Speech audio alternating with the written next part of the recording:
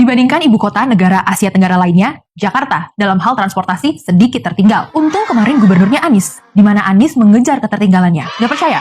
Bersama gue Bella, Agen Center, kita ulas lebih dalam. Jangan lupa subscribe. Dalam bidang transportasi, tentu ibu kota Jakarta tertinggal dengan ibu kota negara tetangga, seperti Singapura, Kuala Lumpur, bahkan Bangkok. Dan dalam 5 tahun, Anies benar-benar bekerja keras untuk membenahi sistem transportasi publik di Jakarta. Makanya, gak heran Anies dapat julukan Bapak Integrasi. Loh, kok bisa? Yap, karena integrasi digencarkan oleh Anies. Pertama, Anies membenahi tempat transit. Pertemuan moda transportasi berbasis rel dan bus dibenerin oleh Anies dengan membuat TOD atau Transit Oriented Development.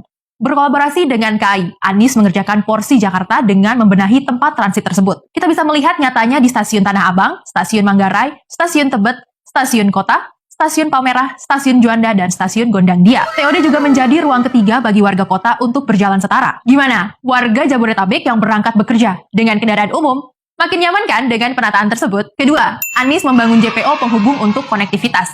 Moda transportasi yang bersisian namun seakan jalan sendiri-sendiri.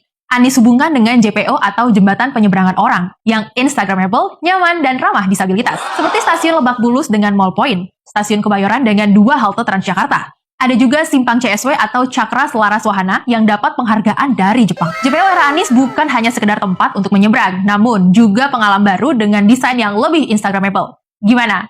Keren kan? Gak cukup sampai di situ nih guys. Yang ketiga, Anies membenahi sistem pembayaran yang terintegrasi, sehingga penumpang dapat tarif terjangkau saat menggunakan transportasi publik di Jakarta. Pengguna moda milik BUMD Jakarta dapat tarif maksimal Rp10.000 saat menggunakan berbagai moda seperti Transjakarta, MRT Jakarta, dan LRT Jakarta. Hemat dan merakyat bukan? Keempat, membenahi halte-halte Transjakarta. Di era kepemimpinan Anies di Jakarta, halte-halte Transjakarta mengalami revitalisasi besar-besaran. Tujuannya apa? Ya jelas dong, demi kenyamanan para pelanggan Transjakarta. Lebih dari itu, halte Transjakarta juga tampil futuristik, instagramable, serta ikonik, agar dapat membuat minat warga kota naik transportasi publik semakin meningkat. Kelima, benahi transportasi angkot. Salah satu PR pemerintah Jakarta adalah hadirnya angkot-angkot yang membuat jalanan macet. Bagaimana tidak? Angkot yang sering ngetem lama atau berhenti sembarangan tentu membuat kesemrawutan kota. Anies membenahinya dengan mengajak koperasi angkot-angkot Jakarta agar tergabung dengan sistem Transjakarta dalam Mikrotrans. Angkot-angkot ini jadi naik kelas. Standar pelayanannya disamakan dengan Transjakarta, minimal ber-AC. Dan angkot-angkot ini dilarang ngetem dan berhenti sembarangan. Menaik turunkan penumpang di tempat yang sudah disediakan. Driver angkot dapat gaji tetap, gak perlu kejar setoran. BPJS dan anak-anaknya juga dapat KJP+. Dan saat kepemimpinan Anies, angkot ini gratis.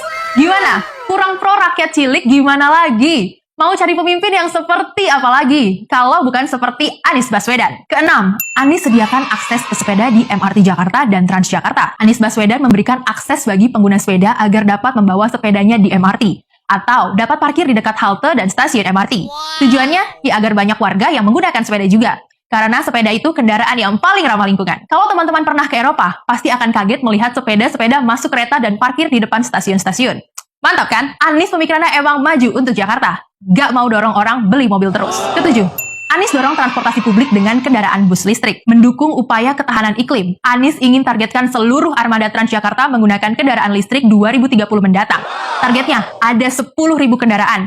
Dimulai di tahun 2022, setidaknya ada 50 bus listrik mulai beroperasi di jalanan Jakarta. Anies ingin mendorong penggunaan transportasi publik berbasis listrik, bukan kendaraan pribadi. Sebab penambahan kendaraan pribadi sama dengan tetap menambah kemacetan di Jakarta. Gaslah Pak Anies, mantap ide-idenya, berkelas banget. Buat Centerian yang pernah berkunjung ke Singapura, Kuala Lumpur, dan Bangkok, tentu akan merasakan bagaimana sistem transportasi mereka lebih oke loh dari kita. Misal di Kuala Lumpur aja, warga di sana dapat menggunakan EKTP untuk masuk transportasi publik. Dan nggak perlu bayar lagi misal berganti dari LRT ke MRT. Untung kemarin gubernurnya Anies yang mampu mengejar ketertinggalan tersebut. Yuk kita doakan supaya Allah Subhanahu wa Ta'ala dan Tuhan Yang Maha Esa menjadikan Anies Baswedan sebagai Presiden Indonesia ke-8.